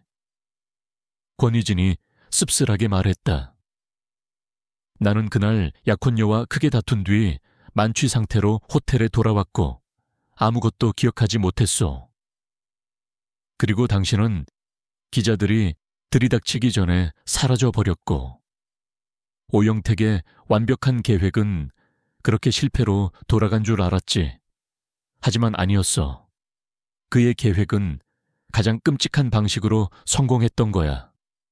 당신과 아이들의 인생을 대가로 진실, 5년간 그녀를 괴롭혔던 그날 밤의 진실은 한 남자의 추악한 탐욕이 빚어낸 거대한 범죄였다.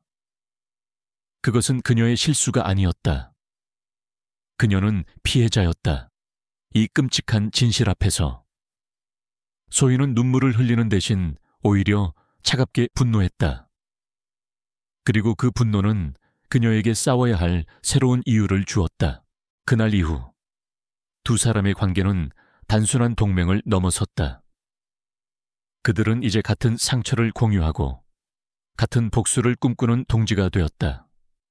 그들은 밤늦게까지 통화하며 정보를 교환하고 오영택의 숨통을 끊을 결정적인 증거를 찾기 위해 협력했다. 권희진은 오영택이 5년 전 레시피 유출 사건의 데이터를 저장해둔 비밀 서버의 위치를 알아냈다. 하지만 그 서버는 3중, 4중의 보안 장치로 잠겨 있어 접근이 불가능했다. 서버의 암호를 풀려면 오영택 전무의 개인 노트북에 있는 마스터 키 파일이 필요합니다. 하지만 그 노트북은 14시간 그의 곁을 떠나지 않죠. 소희는 며칠을 고민했다. 그리고 마침내 대담한 계획을 세웠다. 제가 그의 노트북을 열겠습니다. 무슨 수로? 디저트를 이용해야죠. 며칠 뒤 소희는 아우라그룹의 신제품 개발팀과 오영택 전무가 함께하는 시식회에 참석했다.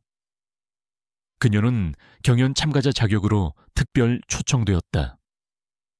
그녀는 그 자리를 위해 밤새워 특별한 디저트를 준비했다. 진실의 거울이라는 이름의 디저트였다. 그것은 얇은 설탕 유리 공예로 만든 투명한 구취 안에 여러 겹의 다른 맛과 색을 가진 무스를 층층이 쌓아 올린 디저트였다. 겉으로 보기엔 아름답지만 그 안에는 복잡한 진실이 숨겨져 있다는 의미를 담고 있었다. 그녀는 시식회 자리에서 오영택 전무 바로 앞에서 디저트를 서빙했다. 그리고 일부러 발을 헛디디는 척하며 들고 있던 뜨거운 카라멜 소스를 그의 노트북 위로 쏟아버렸다. 어머, 죄송합니다. 제가 실수를... 그녀의 영의는 완벽했다. 오영택은 고가의 노트북이 망가진 것에 격분했지만 여러 사람이 보는 앞에서 화를 낼 수는 없었다. 노트북은 즉시 수리를 위해 AS 센터로 보내졌다. 그리고 그 AS 센터는 권희진이 미리 손을 써둔 곳이었다. 권희진의 사람들은 노트북이 수리되는 단 몇 시간 동안 그 안에 마스터키 파일을 복제하는 데 성공했다.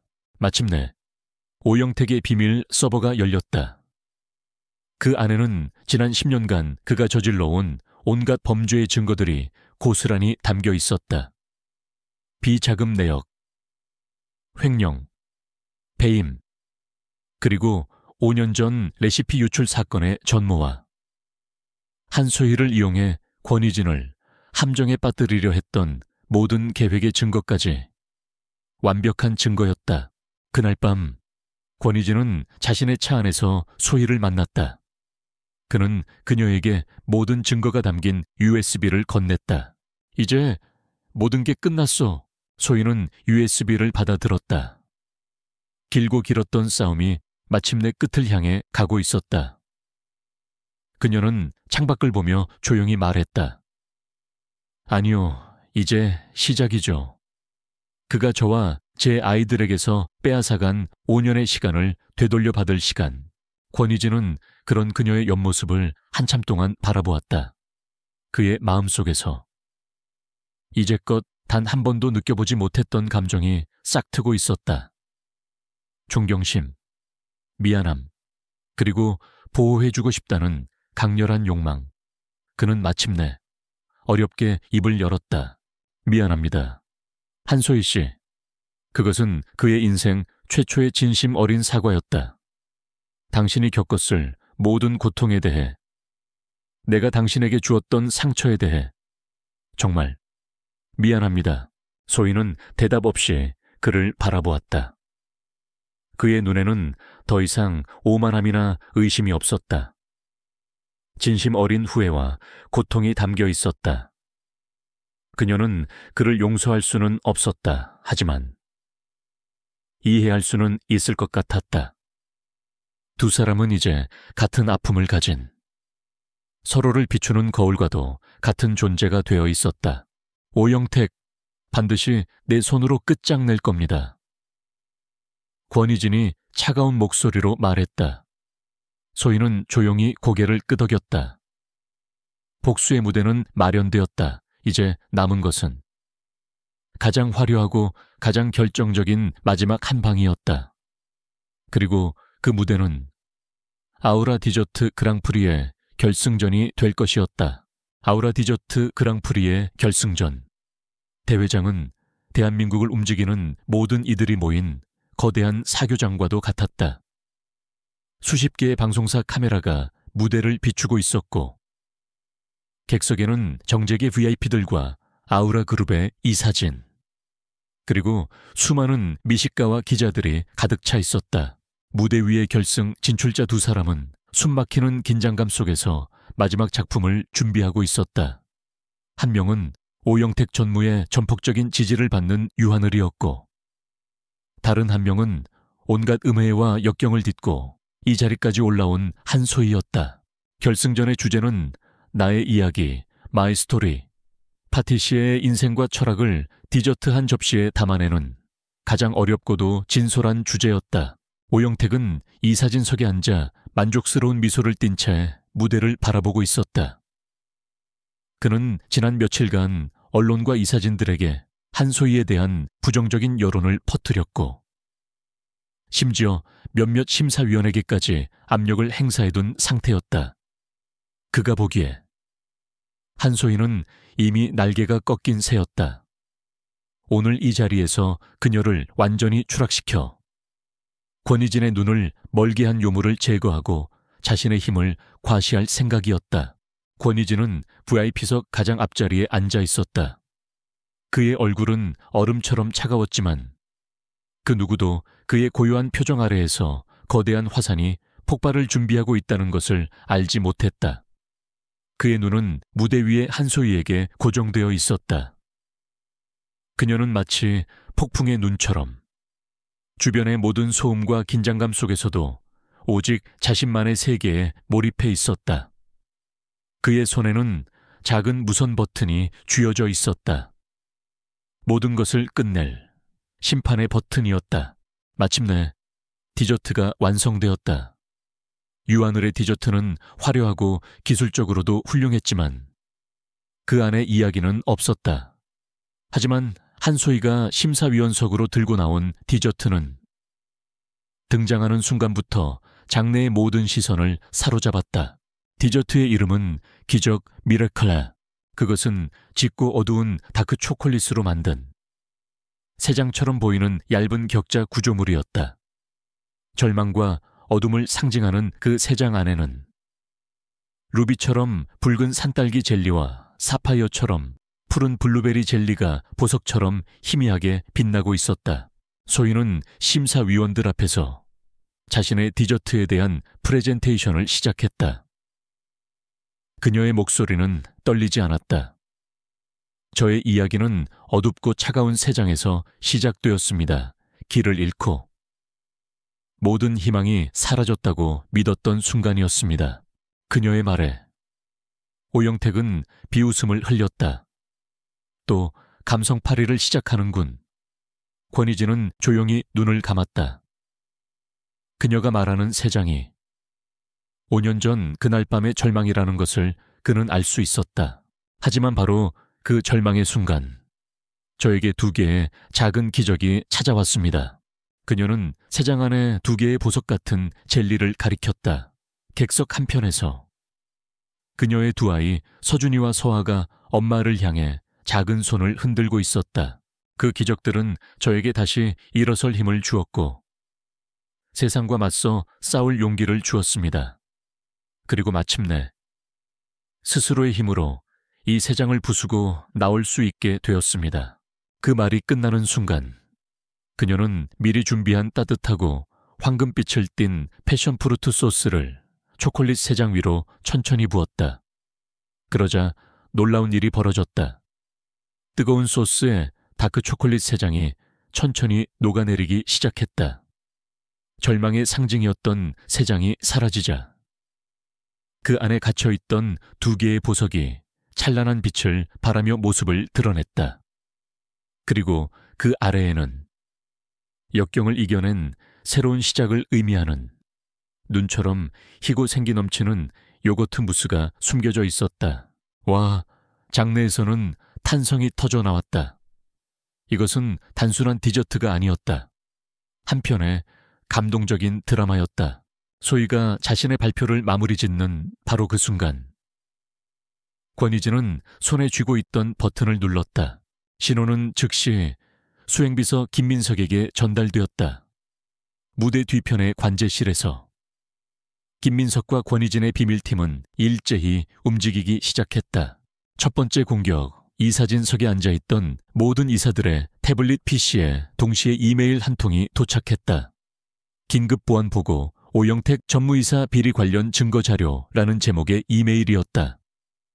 그 안에는 오영택의 비밀 서버에서 나온 모든 비자금 내역, 횡령 증거, 그리고 5년 전 레시피 유출 사건과 한소희를 음해하려 했던 모든 계획의 증거, 파일이 담겨 있었다. 이사들의 얼굴이 하얗게 질려갔다. 두 번째 공격, 동시에 대회장에 와 있던 모든 기자들의 휴대폰에도 메시지가 전송되었다. 오영택의 범죄, 사실 중 일부를 요약한 보도자료와 핵심 증거 몇 개가 담긴 링크였다. 기자석이 술렁이기 시작했다. 웅성거림은 순식간에 거대한 파도처럼 번져나갔다. 오영택은 이 모든 상황을 전혀 눈치채지 못하고 있었다. 그는 한소희의 디저트에 넋을 잃은 심사위원들을 보며 분노에 차 있었다. 하지만 곧 분위기가 이상하다는 것을 깨달았다. 이사들이 경악과 경멸이 뒤섞인 눈으로 자신을 쳐다보고 있었다.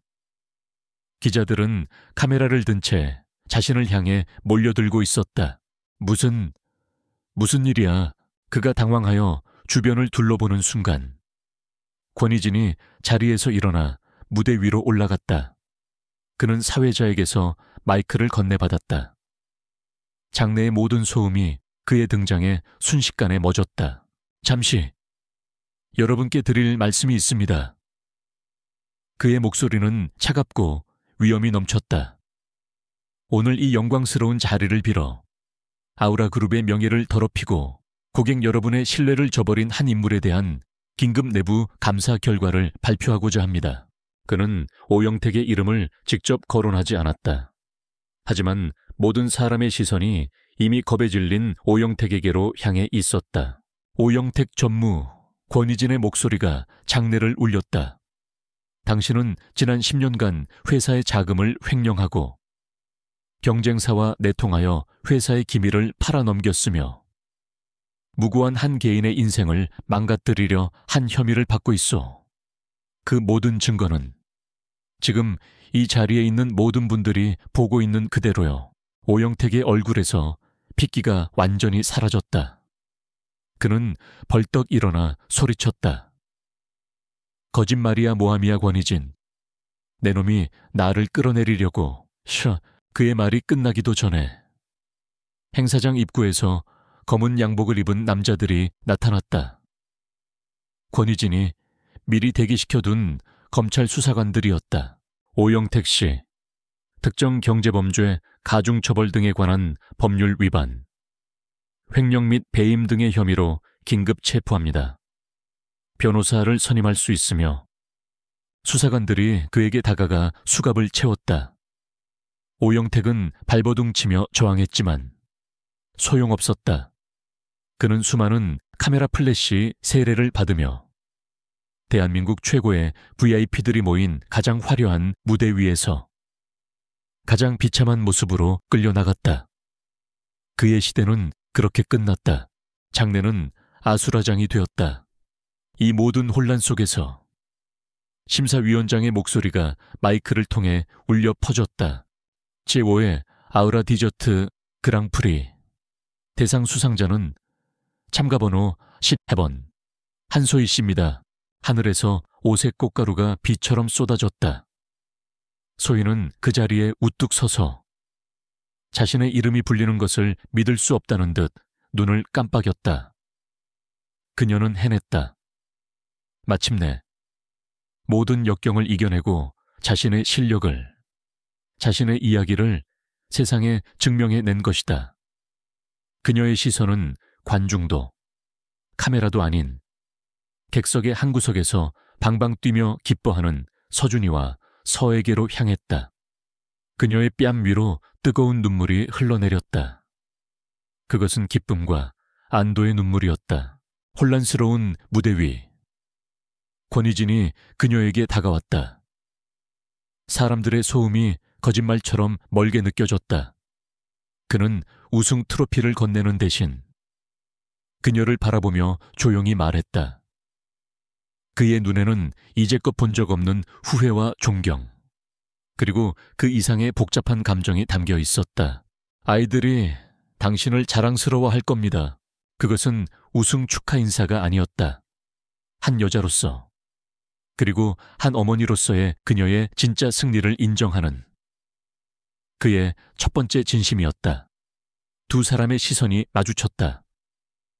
그들 사이를 가로막고 있던 모든 벽이 허물어지고 복잡하고 아픈 진실, 그리고 새로운 시작의 가능성만이 남겨져 있었다.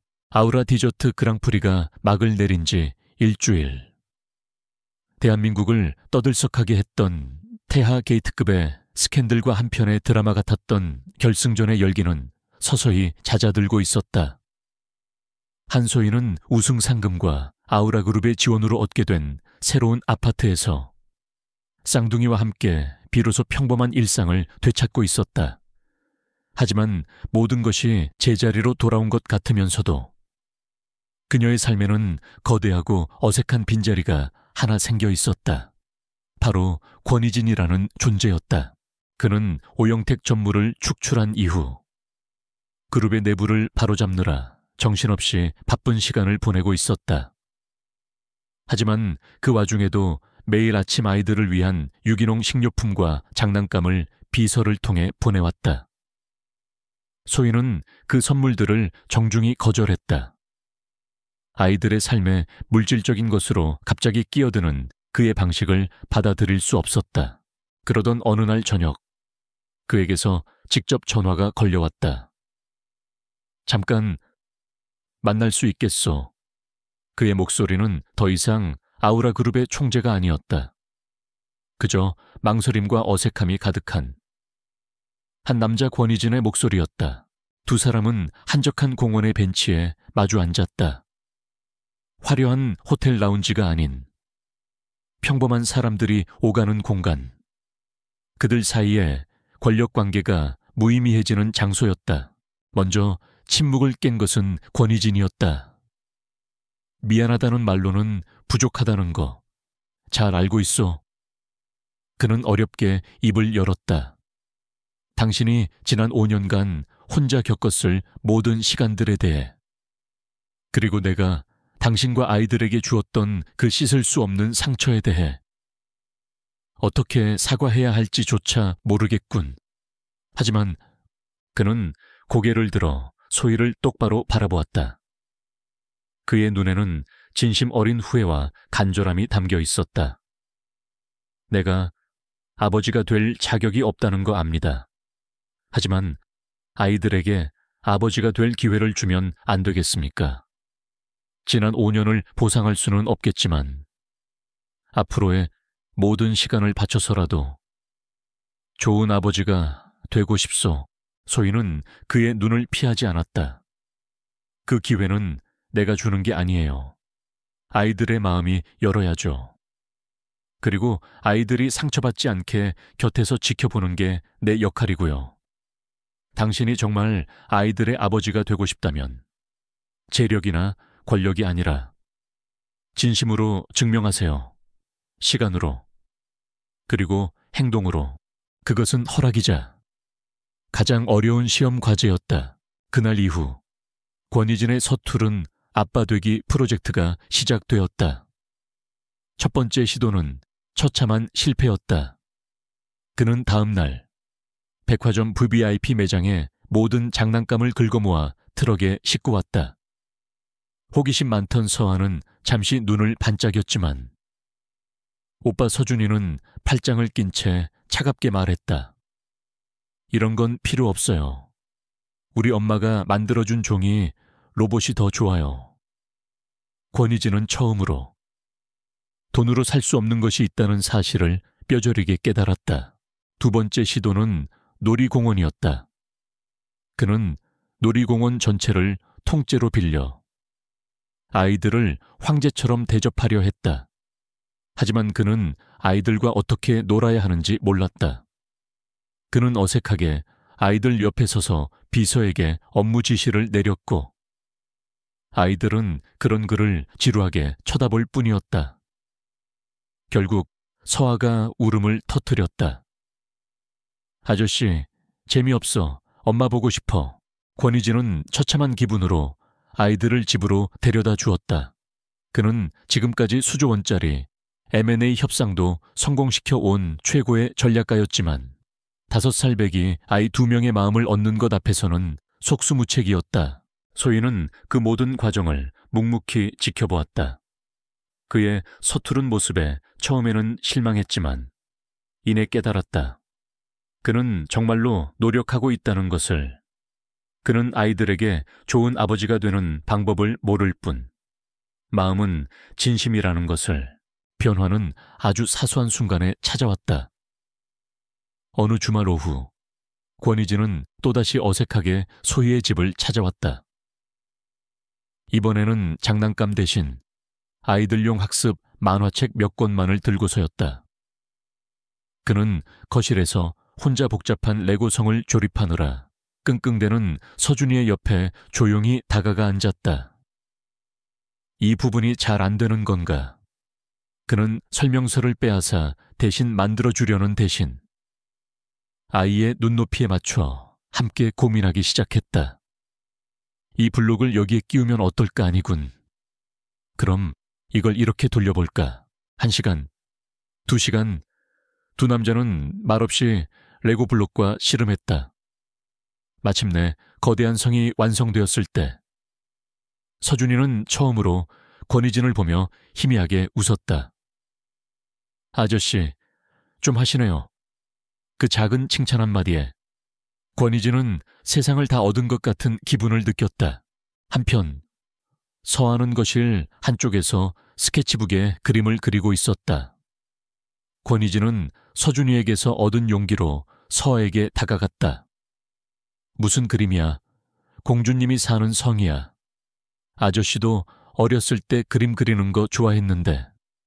그는 서하의 옆에 앉아 어설픈 솜씨로 스케치북에 나무 한 그루를 그렸다. 서아는 그가 그린 삐뚤빼뚤한 나무를 보며 까르르 웃음을 터뜨렸다. 그 웃음소리에 권희진의 얼어붙었던 심장이 조금씩 녹아내리는 것 같았다. 소희는 주방에서 그 모습을 지켜보며 조용히 미소 지었다. 그는 이제서야 깨닫고 있었다. 아이들에게 필요한 것은 비싼 장난감이나 화려한 이벤트가 아니라 함께 눈을 맞추고 시간을 보내주는 것이라는 사실을. 그날 저녁, 권희진은 처음으로 소희의 집에서 저녁 식사를 함께 했다. 그는 서툰 솜씨로 아이들의 수저를 놓아주고 반찬을 집어주었다. 네 사람이 식탁에 마주 앉은 풍경, 어색했지만 이상하게도 그 모습은 마치 오랫동안 그래왔던 것처럼 자연스러웠다. 식사를 하던 중 서아가 불쑥 물었다. 아저씨. 응, 이제 우리 아빠예요. 순간 식탁 위에 모든 소음이 멎었다. 소희와 권희진은 당황하여 서로를 쳐다보았다. 서준이마저 포크를 내려놓고 그의 대답을 기다리고 있었다. 권희진은 마른 침을 삼켰다. 그의 인생에서 가장 어려운 질문이었다. 그는 아이들을 똑바로 바라보며 조심스럽게 그리고 진심을 다해 말했다. 만약 너희가 허락해 준다면, 그리고 너희 엄마가 허락해 주신다면 그렇게 되고 싶어 너희를 지켜주는. 세상에서 가장 든든한 아빠가 아이들이 잠든 후 거실에는 고요함이 내려앉았다. 소희와 권희진은 나란히 소파에 앉아 따뜻한 차를 마셨다. 어색한 침묵이 아닌 편안한 침묵이었다. 권희진은 찻잔을 내려놓고 소희를 바라보았다. 그의 눈에는 이제 존경과 감탄, 그리고 미안함이 가득 담겨 있었다. 당신은 정말 대단한 사람입니다. 어떻게 혼자서 저렇게 사랑스러운 아이들을 훌륭하게 키워냈는지. 나는 당신에게 평생 빚을 졌소. 그의 진심 어린 말에 소희는 처음으로 그를 향해 따뜻하고 편안한 미소를 지어 보였다. 빚이라고 생각하지 말아요. 그냥 아이들에게 좋은 아빠가 되어주세요. 그거면 돼요. 그 미소를 보는 순간 권희진은 깨달았다. 자신이 되찾고 싶은 것은 단순히 아버지라는 자리가 아니었다. 그는 이 여자와 함께, 서준이, 서아와 함께 가족이 되고 싶었다. 삐걱거리고 서툴지만 세상에서 가장 따뜻한 그들만의 가족을. 기나긴 오해와 상처의 시간이 지나고 마침내 그들의 집거실에 새로운 가족의 이야기가 조심스럽게 쓰이기 시작하고 있었다. 시간은 상처를 치유하고 새로운 관계를 단단하게 만들며 달콤한 기적을 일상으로 바꾸어 놓았다. 1년 후 서울에서 가장 트렌디한 거리인 가로수길에 작은 디저트 부티크 하나가 문을 열었다. 소희의 기적, 소희's Miracle. 한소희의 이름을 내건 그녀의 모든 꿈과 철학이 담긴 공간이었다. 아우라 그룹의 전폭적인 투자를 받았지만 이곳은 온전히 그녀의 왕국이었다. 따뜻한 원목과 파스텔 톤으로 꾸며진 내부는 찾아오는 모든 이들에게 위로와 행복을 선사했다. 가게 오픈 첫날, 부티크는 그녀를 응원하는 사람들로 인산인해를 이루었다. 언론의 스포트라이트 한가운데에 선 한소희는 더 이상 5년 전에 겁먹은 소녀도 1년 전에 비장한 전사도 아니었다. 그녀는 자신의 실력과 노력으로 세상에 당당히 선 행복하고 자신감 넘치는 파티시에이자 CEO였다. 그녀의 살짝 통통한 볼살은 이제 푸근함과 신뢰감의 상징이 되어 그녀의 브랜드 이미지를 더욱 돋보이게 했다. 엄마. 힙넥 가게 한쪽에서 작은 턱시도를 차려입은 서준이와 예쁜 드레스를 입은 서아가 손님들에게 작은 쿠키를 나누어 주며 엄마를 응원했다. 그리고 그 아이들의 곁을 권희진이 흐뭇한 미소로 지키고 있었다. 그는 더 이상 아우라 그룹의 총재로서가 아닌 그저 사랑하는 여자의 성공을 자랑스러워하고 아이들을 돌보는 한 명의 남자이자 아버지로서 그 자리에 있었다. 그는 기꺼이 그녀의 배경이 되어 그녀가 가장 빛나는 별이 될 수 있도록 조용히 뒤에서 지지했다. 그의 변화는 아우라 그룹 전체를 놀라게 했다. 칼날 같던 그가 부드러워졌고 일에 미쳐 살던 그가 가족을 최우선으로 챙기기 시작했다. 그는 오후 5시가 되면 칼같이 퇴근했고 주말에는 모든 약속을 취소했다. 수행비서 김민석은 가끔 믿을 수 없다는 표정을 지으면서도 진심으로 행복해 보이는 총재의 모습에 조용히 미소 짓곤 했다. 권희진에게 있어 지난 1년은 잃어버렸던 5년을 되찾고 아빠라는 이름을 배워가는 소중한 시간이었다. 그는 더 이상 서투르지 않았다. 그는 이제 서준이가 좋아하는 공룡의 종류를 모두 외웠고 서아가 좋아하는 핑크색 리본을 가장 예쁘게 묶어줄 수 있는 아빠가 되었다. 그들의 관계에도 많은 변화가 있었다. 소희는 더 이상 그를 밀어내지 않았고 그는 더 이상 조급해하지 않았다. 두 사람은 서로의 상처를 보듬어주고 서로의 세계를 존중하며 천천히 그리고 단단하게 서로에게 물들어갔다. 어느 주말 오후 새로 이사한 그들의 집 주방. 네 식구가 모두 모여 케이크를 만들고 있었다. 그들의 새로운 집은 권희진의 차가운 저택이 아닌 따스한 햇살이 가득 들어오는 그들이 함께 고른 정원이 있는 집이었다. 아빠, 밀가루채는 그렇게 치는 게 아니야. 서준이가 아빠의 굼뜬 손놀림에 훈수를 두었다. 권희진은 온 얼굴에 밀가루를 묻힌 채 허허실실 웃었다. 이게 생각보다 어렵구나. 수조 원짜리 계약서에 사인하던 손으로. 그는 고작 계란 하나를 제대로 깨지 못해 쩔쩔맸다. 아바 바보, 서아는 크림을 휘젓다 말고 권희진의 코에 생크림을 콕 찍어 묻혔다. 주방은 밀가루와 웃음소리 그리고 달콤한 버터 냄새로 가득 찼다. 소희는 그 행복한 풍경을 바라보며 이것이 자신이 꿈꿔왔던 진짜 기적임을 깨달았다. 케이크가 오븐에서 맛있게 익어가는 동안 아이들은 정원에서 뛰어놀았다. 권희진은 소희의 곁으로 다가가 그녀의 허리를 조심스럽게 감싸 안았다. 내가 내 인생에서 이렇게 행복한 순간이 올 거라고는 상상도 못했소. 그의 목소리에는 깊은 감동이 서려 있었다. 나도 마찬가지예요.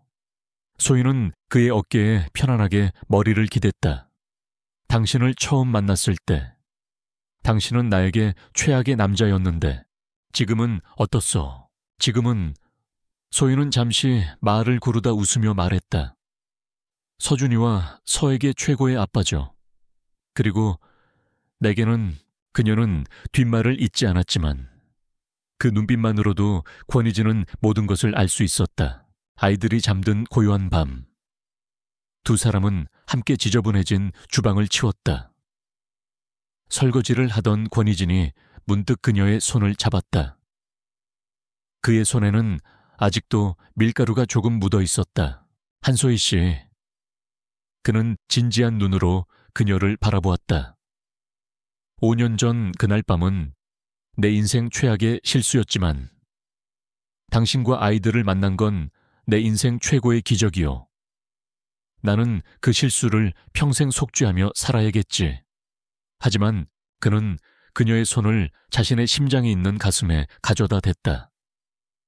이제 그 기적을 평생 함께해도 되겠소. 당신의 남편으로. 서준이와 서아의 진짜 아빠로. 당신의 가족이 되고 싶소. 그의 청혼에는 화려한 다이아몬드 반지도 거창한 이벤트도 없었다. 하지만 그 어떤 청혼보다도 진심이 담겨 있었다. 소희는 대답 대신 환하게 미소 지었다. 그녀의 눈가에 행복의 눈물이 맺혔다. 우리 아이들한테 내일 아침 케이크는 아빠랑 같이 만들 거라고 약속했어요. 그 약속 평생 지켜줄 수 있어요. 그것은 그녀가 할 수 있는 가장 완벽한 대답이었다. 권희진은 그녀를 자신의 품에 가득 끌어안았다. 5년이라는 긴 시간을 돌고 돌아 두 사람은 마침내 온전한 하나가 되었다. 그들의 과거는 상처와 오해로 가득했지만 그 상처가 있었기에 서로의 소중함을 더욱 깊이 깨달을 수 있었다. 창밖으로 새로운 아침의 여명이 밝아오고 있었다. 5년 전 귀여운 통통녀로 돌아왔던 한 여자의 이야기는 이제 한 가족의 달콤하고 행복한 이야기로 새롭게 시작되고 있었다. 주방에 남은 달콤한 케이크 냄새처럼 그들의 미래는 분명 따뜻하고 향기로울 것이었다.